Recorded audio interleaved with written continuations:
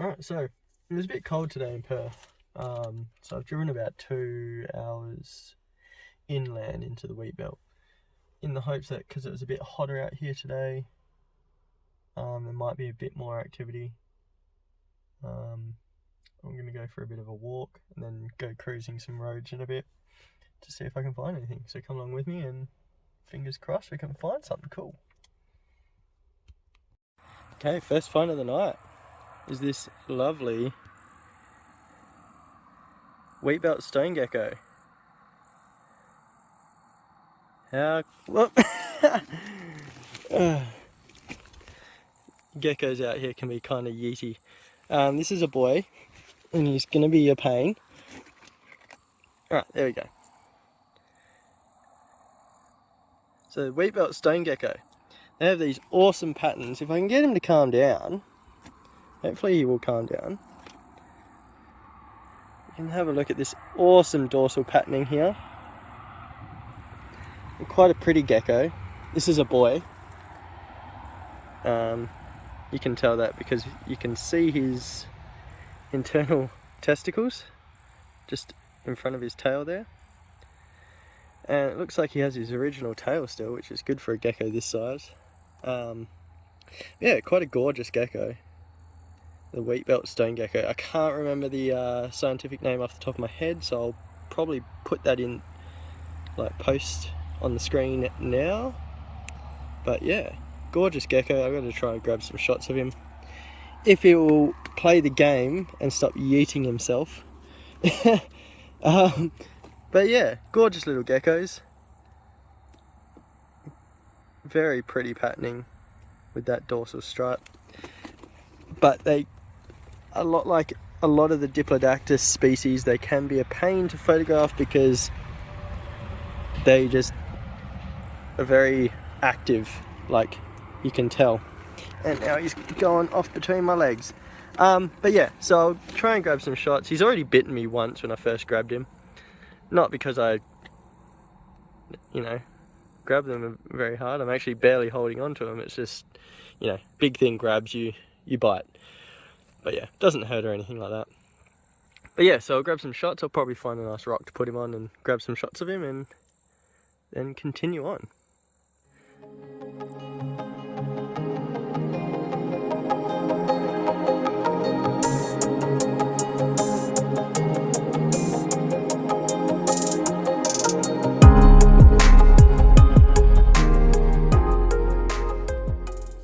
Okay, so I've grabbed some shots of him.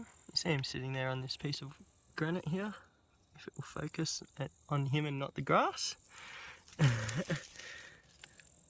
This is exactly where I caught him, so I'm just going to let him run off from here. So yeah, grabbed a few shots and he's on his way. It was a bit of a pain to take his photo because, as you can tell, he doesn't necessarily want to stay still, but he will now. Also, we were both getting annoyed by these big old carpenter ants, but they didn't bite us, they were just kind of annoying. Off he goes, and I'll continue up the path here and see what else I can find.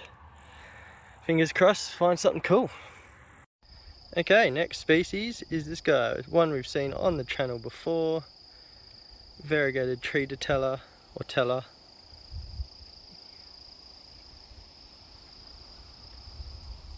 Quite a nice looking little gecko. This one's dropped its tail before.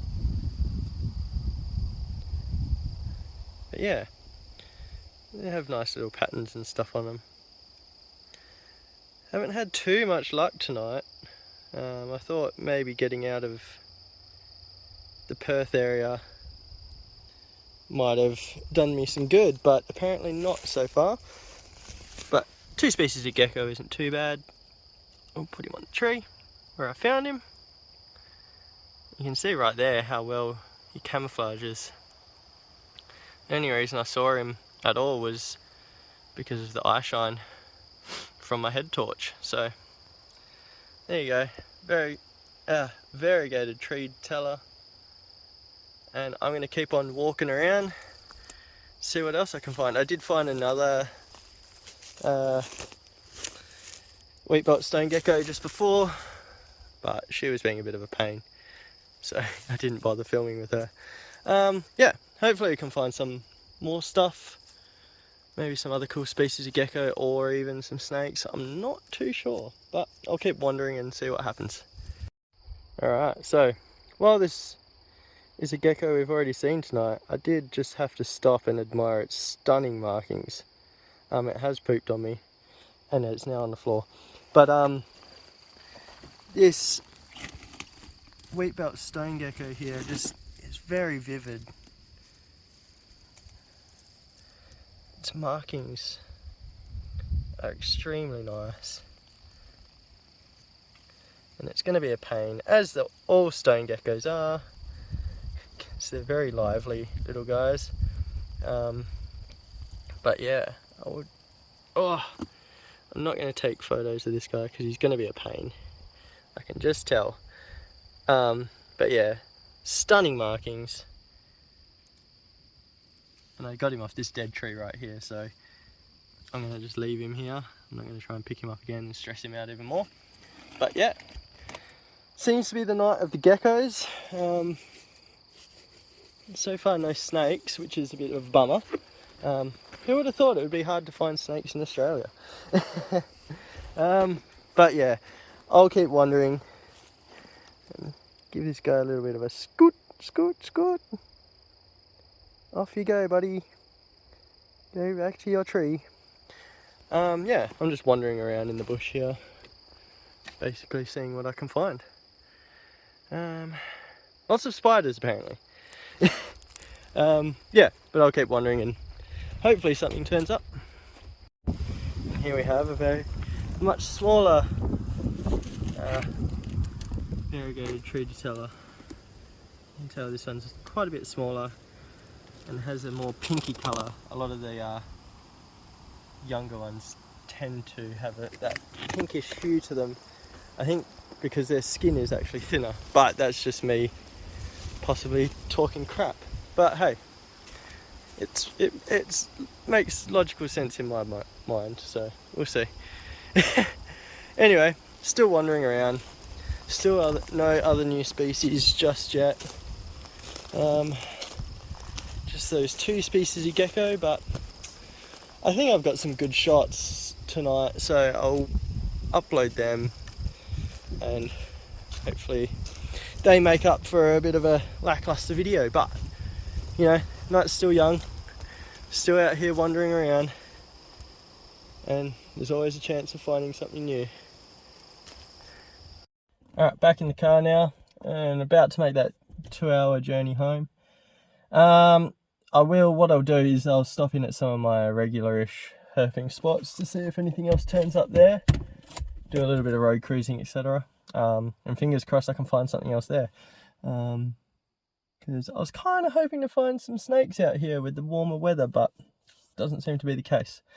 So stick with me and see if anything turns up. Alright. Okay, so I feel a little bit silly. I've done the 2-hour drive back and decided to stop in at one of my sort of local herping areas that's quite close to my house, and in front of the car right now is a snake. So I'll just quickly jump out and grab it, and then we'll cut to me with the snake. Okay, first snake of the night. What we have here is a southern shovel-nosed snake, or Brachiophis semifascillatus, I believe. A species of burrowing snake. They are an elapid and they do have venom, but they're very reluctant to bite. And if you have a close look at its head, I'll try and get it for you. You can see why they get their name, southern shovel-nose, because they've got a little shovely beak nose. These guys are out here mainly eating lizards and lizard eggs that they find underground. So like your small species of skinks and their eggs, etc. But yeah, very pretty little snakes. They do get a little bit bigger than this, but also quite chill. Very reluctant to bite. It was trying to burrow into my hand before, just to try and escape. But yeah, cool little guy. I'll probably grab some photos and send him on his way.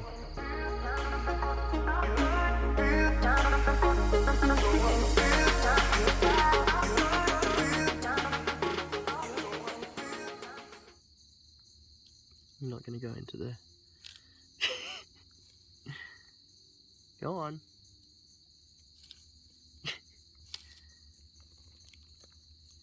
You're not scary. Go in the leaves. Well, it's not going to go in the leaves, but off you go. A bit of the stick, will that get it moving?